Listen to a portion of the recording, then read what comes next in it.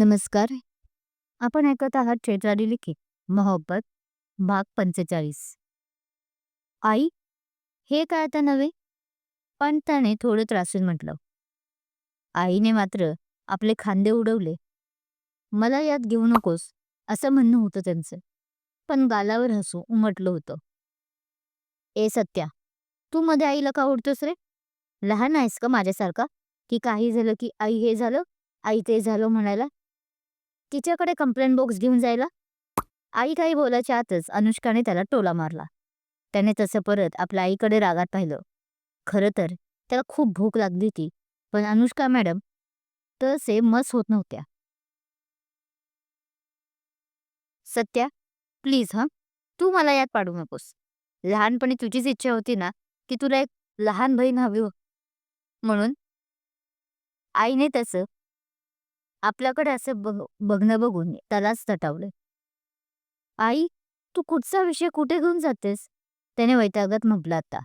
हातातली पिशवी खाली ठेवली, कारण हाताला रग जे लागली होती. हो, म्हणजे मला अजूनही वाटतंय लहान बहीण असावी. पण अशी? तो अनुष्काकडे बघत नाक मुरडतो. म्हणजे रे सत्या, इतकी मी वाईट आहे की तुला मी आवडत नाही? जा, आता तर तू बोलूही नकोस माझ्याशी. किती ऐकून आता तोंड फिरवते. आई, त्याला काय हे सत्य असं आई, त्याला काय हे सत्या असं हळूच कानात म्हणतात. तसं तो हसून आईला थांब जरा म्हणतो. तो आता हळूच अनुष्काच्या मागे उभा राहतो. आई, तुला माहित आहे का? आज की नाही मी बाहेरून पावभाजी, पाणीपुरी, भेळ आणलं होतं. आणि हो, आरोहीने तर कुणासाठी खास आवडतं डेअरी मिल्क चॉकलेट, तेही मोठीवाली दिली होती. पण मला वाटतंय आता सर्व ते वायाच जाणार. तो तोंड पाडून पण हसत बोलतो. का रे? का वाया जाणार? आता सत्याची आई सुद्धा हसत म्हणाल्या. इकडे नुसतं कॅडबरी ऐकून आपल्या अनुष्काच्या तोंडाला पाणी सुटलं होतं. बाकीचं तर जीव की प्राण. मग तर काय विचारूच नका, काय हालत झाली होती तिची. Dairy milk? तिने पटकन मागे बघत डोळे फिसवारले. तिच्या डोळ्यात चमक आली होती. त्याने हसून आपल्या आईकडे पाहिलं. आईने तिला मान हलवत होकार दिला. अरे, मग दादा तू बाहेर का उभा आहेस असा? आणि अरे, ते तर पाणीपुरीचं तर किती वाटोळं झालं असेल. तिने आपल्या हातात पिशवी घेत म्हटलं आणि त्याचा एक हातात हातात घेऊन घरात आणलं. सत्याचा मी आता कोणाचा तरी दादा झालो बरं का. घरात येताच त्याने चिडवत म्हटलं. कोणाचं म्हणजे? तू फक्त माझा दादा आहेस. हो की नाही आई? तीही हुशार बोलायला. त्याने फक्त हसून आईकडे पाहिलं. हो ग बाई, तूच फक्त आहे हो दादाच्या तुझ्या. चला आता खाऊन घेऊयात, म्हणत आईंनी पिशवी आत नेली. सत्या, दे ना रे प्लीज. आणि ह्या दोघांची पकडापकडी सुरू झाली. कॅडबरी त्याच्या हातातून घेण्यासाठी. बाद झालं सत्या आता. जा, हातपाय धुवून ये. मी जेवायला वाढत आहे. आईनी पाणीपुरी पावभाजीचं भांड किचनमधून आणून डायनिंग टेबलवर मांडताना सांगितलं. हो आई, आलोच. अरे हो, आई उद्या मी ड्युटीवर नाही जाणार.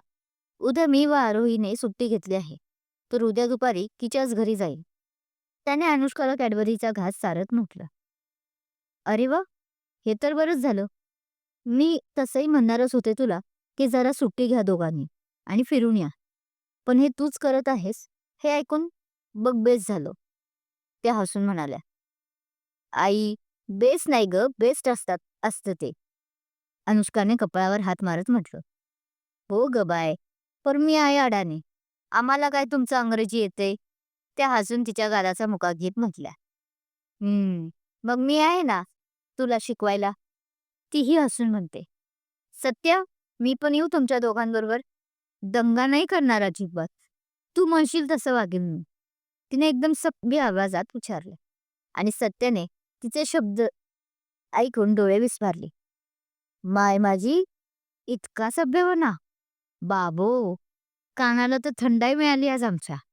तो नाटकी रूपात म्हणाला. ए सत्या, मी सभ्यच आहे हं.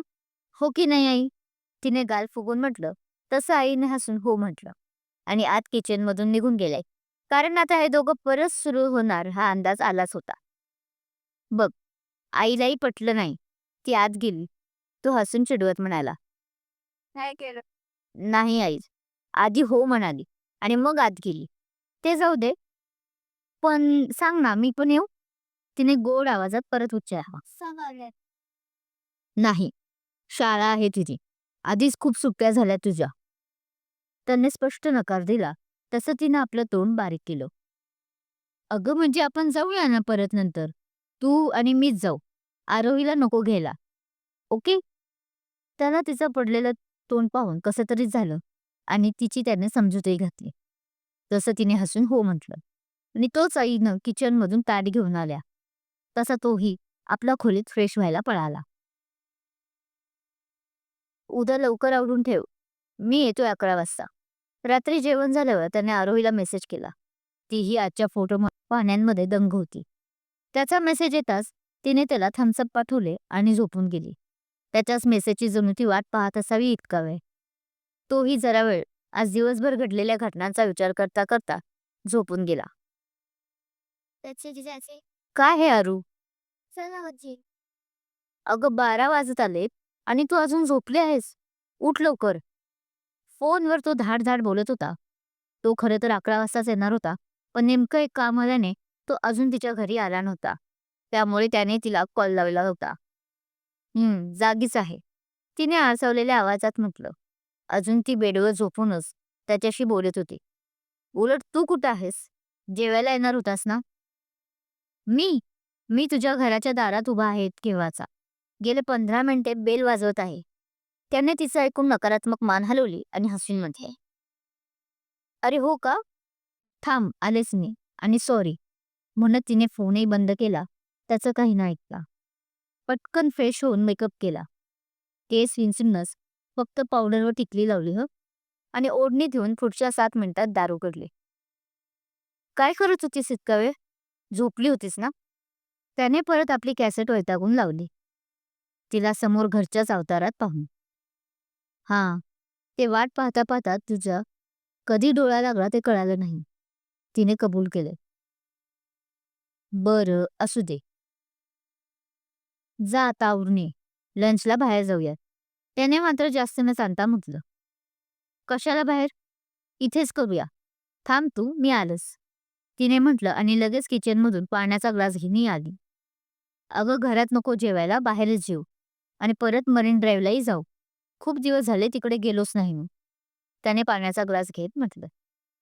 "अरे, पण तुला तर माझ्या हातचं जेवायचं होतं ना आज?" तिने गोंधळून विचारलं. "हो, पण आता कधी करणार तू?" त्याने त्रासून म्हटलं. कारण तिच्या लक्षात होतं तरी तिने जेवण नाही बनवलं आपल्यासाठी. याचा साहेबांना राग आला होता खरं तर. आणि भूक तर जाम लागली होती. कारण सकाळी नाश्ता न करताच बाहेर पडला होता कामासाठी आणि तसाच तिथून एवढ्या उन्हातून आला होता. नाही पावशी मसाला. वा. करायला कशाला पाहिजे त्यात? तिने आज जाऊन दोघांसाठी कॉफीसाठी पातेले गॅसवर ठेवत म्हणाले. "मग करणार नाही तर असंच बनणार आहे का तुझ्या घरात स्वयंपाक?" तोही किचनमध्ये येत बोलला.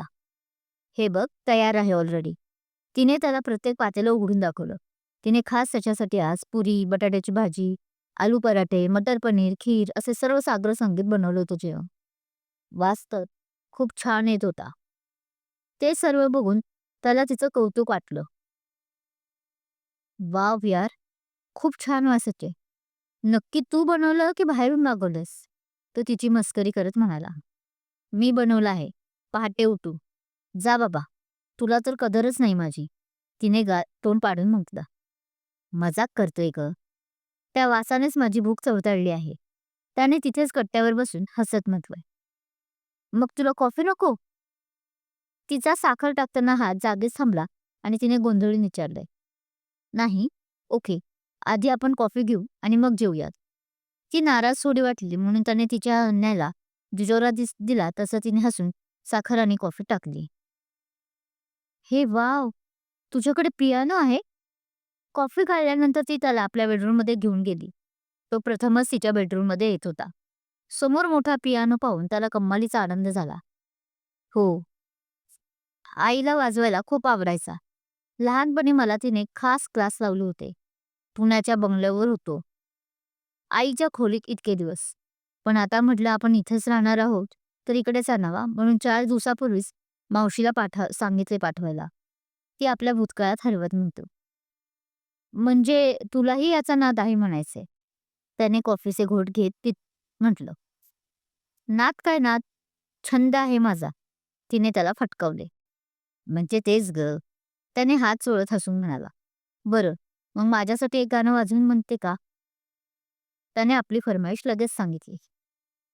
हो, पण आपल्याला बाहेर जायचं होतं ना? तिने आठवत म्हटलं. जाऊ दे ग. आजचा दिवसभर तसाही आपलाच आहे.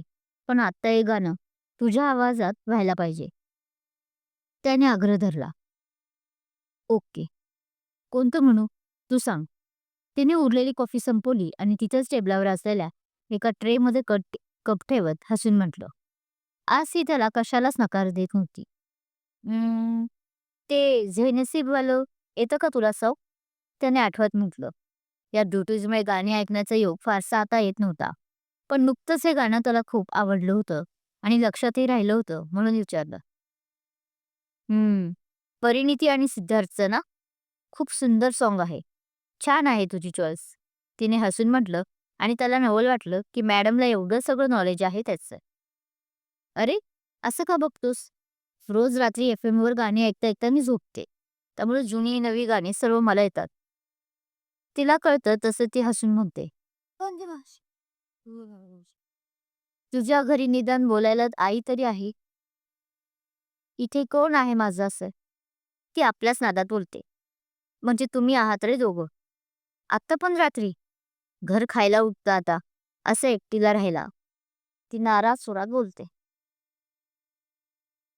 मग काय करायचं? आजचं लग्न. तो गंभीर होत म्हणतो. काय आज? वेडा आहेस का? ती हसून म्हणते. नाही हं. काही झालं तरी आपलं लग्न मुहूर्तावरच होणार. मला खूप एन्जॉय करायचं आहे आपलं लग्न. ती परत मूळ रूपात आली. मग दरवर्षी करू. त्यात काय एवढं?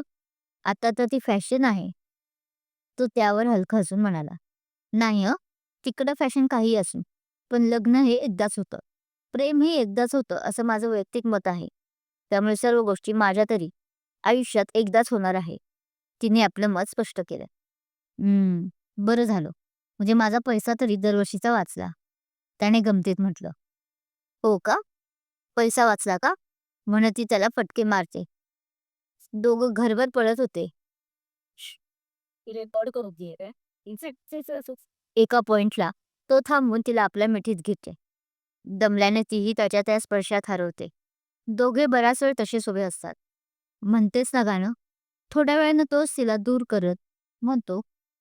कारण आता या शांततेत आपल्याकडून वाकडं पाऊल पडेल असं त्याला वाटत होतं म्हणून मनावर भावनांवर कंट्रोल करत तो तिला बाजूला करत म्हणतो.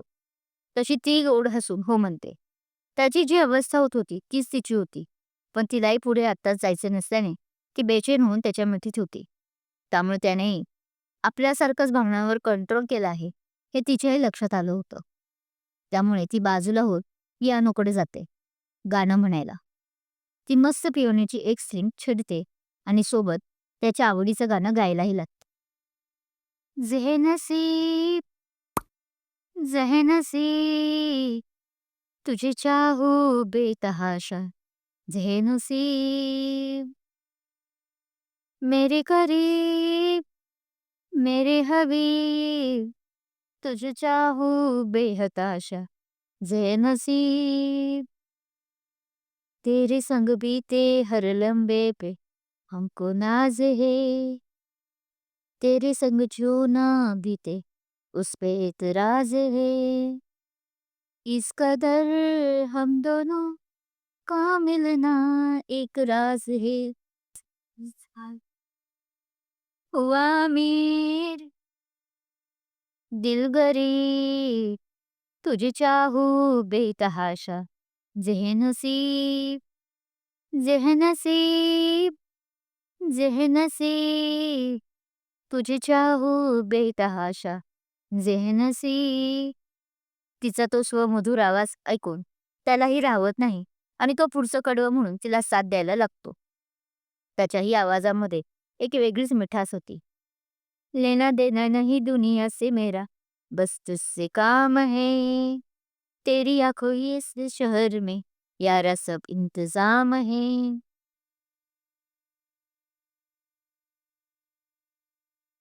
जो भी हुआ हुआ जी, तुझे चाहूं बेतहाशा.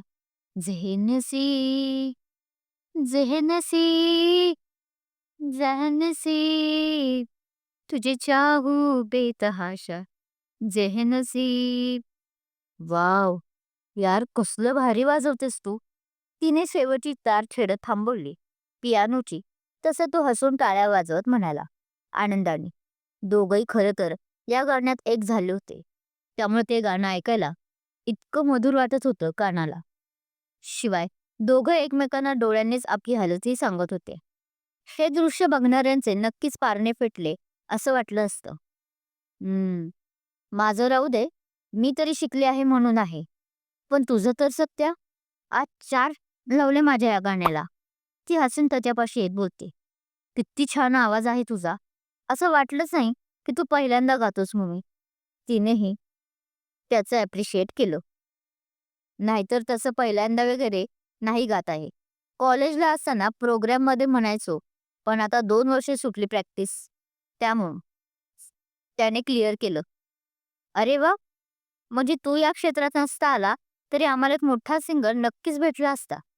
तिने हसून म्हटलं. काय माहीत? त्याने खांदे उडवले. बरं, आता जेवायचं का? खूप भूक लागली आहे. त्याने विषय सफाईने चेंज केला.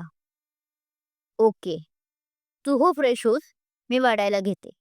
तिच्या ते लक्षात आलं होतं, पण असेल काहीतरी. सांगेल तो स्वतःहून असा विचार करत ती ट्रे घेऊन किचनमध्ये जाते. तोही मग तिच्या बेडरूमला अटॅच असलेल्या बाथरूममध्ये शिरला. वाह! असंच जर रोज मला जेवण मिळणार असेल ना, तर लवकरच मी जाड होईल मस्त. तो जेवता जेवता तिला बोलला. हाताची बोटं चाटत होता. जेवण खरंच तिचं खूप भारी झालं होतं. आईने तिच्या आधीपासून तिला शिकवायला घेतलं होतं. त्या चांगल्या सुगृहिणी होत्या आणि त्यांचं तालमीत ती शिकल्याने तीही मस्त शेफ बनली होती. शिवाय नंतर तिचा आज्जू होताच की. त्यांनाही स्वयंपाक करायला आवडायचं, पण कधी-कधी हं. हे असलं रोज-रोज नाही हं मिळणार. आधीच सांगते. आज पहिल्यांदा येणार होता म्हणून बनवलं साग्र संगीत. पण पुढे आपल्याला नाही जमणार असं. त्याचं बोलणं ऐकून ती पटकन म्हणाली. तसा तो मोठ्याने हसायला लागला. ती मात्र ह्याला काय झालं? वेड लागले का? याने पाहायला लागली. क्रमशः. भाग कसा वाटला कमेंट करून नक्की सांगा. कथा आवडत असल्यास लाईक करा, कमेंट करा, शेअर करा आणि हो, चॅनल अजून सबस्क्राईब केला नसेल तर सबस्क्राईब जरूर करा. Thank you. काही अर्थ हा आपण सगळ्याची जीवन असताय दास. काही अंदरच